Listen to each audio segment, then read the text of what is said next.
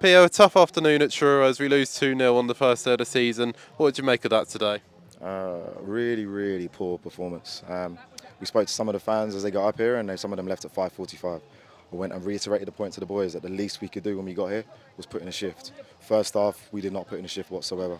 We spoke about their threats, the longer pass or the longer ball up to their forward, and then they went off a play off seconds. We knew it was going to happen. I don't think we won a single first contact in the first half. And if you can't win your first contact, you're going to get further and further back rather than going forward. If we can't have defenders, and I'm saying defenders, if we can't have our big players step up and win their first contacts, then we're never ever going to go forward. So we had to readjust at half time.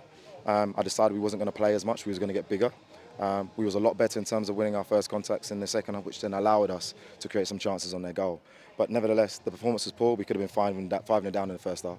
I know you can look at some of the chances we had second half, but we were poor, really poor.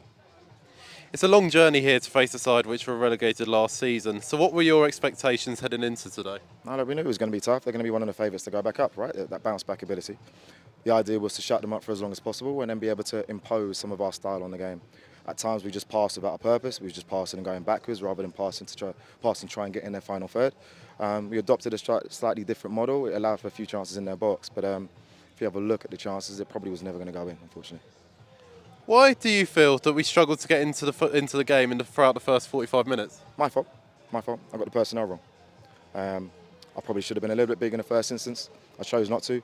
I figured naively that we'd be able to keep the ball a little bit better and therefore nullify their long throws and their long kicks. We didn't do that. It's completely my fault because the personnel I picked.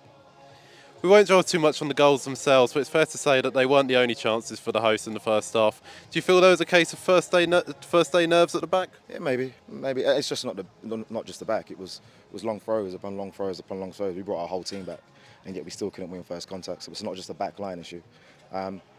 Last season, 18 clean sheets came from winning first contacts. We still have to adopt the same model. If you can't win first contacts, we're going to struggle, and we didn't do that today. We looked a lot better in the second half. Where do you feel the key differences were between our first and second half performances? Strange enough, I asked them to be braver. There was a few harsher words said than just be braver. But essentially everybody in the box needed to go and win their first contest. We did that a lot more, and therefore there was a lot less of the throws and long balls going into our box. We then had a little bit more of the ball in their half, just didn't do enough of it. The disallowed goal could have changed the course of the game. What was your view on it from where you were standing? Yeah, maybe. It seems that it comes at JU fast and just hits his hand rather than the handball in it. Nevertheless, that one chance could have changed the game, but I'll repeat it again, they could have been 5 up at half time. So I'm not looking at anything else other than the fact that we conceded far too many chances in our own box. And finally, it's a tough return to York Road next week as we welcome back Dorking Wanderers. What will you be looking at in training over the course of the week, and how will you be looking to replicate our win over them at York Road just over 5 months ago? Yeah, one, contacts. Because regardless of Dorking playing a completely different style to the way this team does, if we can't win our first contact, it's going to be an issue. So contacts, imposing ourselves on the game, maybe adopting a similar model to what we did at home when we played them last time. But essentially I've spoken to the boys about, from November when I took over last season, about never losing 2 games in a row. That has to be the key to Saturday's game now. Thanks, Pia. Commiserations today. No worries, thank you.